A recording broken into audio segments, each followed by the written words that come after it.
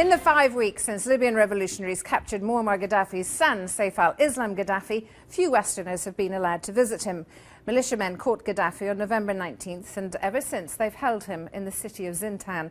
And that's where he's remained in legal limbo and, he says, in isolation. Fred Abrams of Human Rights Watch is one of the few who has met face-to-face with Gaddafi since his arrest. And he joins us now from CNN's New York bureau. Thanks for joining us. How did you find him? Well, the physical conditions of Saif Al-Islam were actually quite good. I was impressed.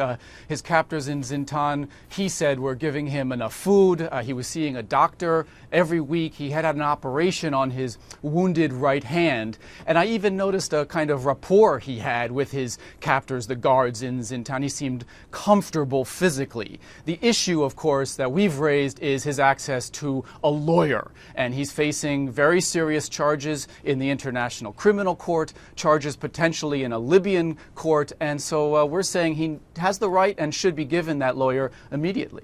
And we're looking at pictures now of him in captivity, obviously with a wounded hand, which caused him really to shake your left hand, or you have rather had to shake his left hand.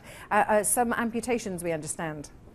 That's correct. I mean, there are rumors in Libya that the rebels who caught Saif al-Islam actually cut his fingers off because in a dramatic speech in the beginning of this revolution, he wagged his fingers at them. And I don't think that's true. I mean, he claimed that they were wounded in a NATO attack. He said it was a strike on his convoy that killed 26 members of his entourage. And I looked at the hand. He said that had been cleaned up by a doctor. It was the top knuckles of the first two fingers and a long cut on the middle finger. He claimed it was NATO, and it did seem that way to me. But if it wasn't, I mean, would you find yourself obliged, at Human Rights Watch that is, to call for an investigation?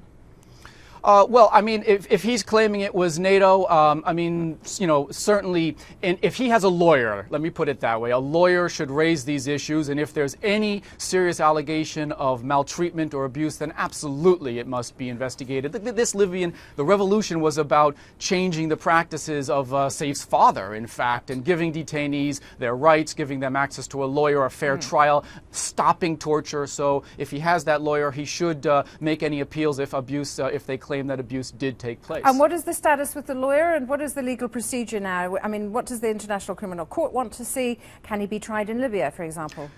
Well, the Libyan prosecutor says he'll get a lawyer as soon as he's transferred into more secure facilities, and we think they can do it now. Zintan is not totally secure, but they can find ways to get him a lawyer.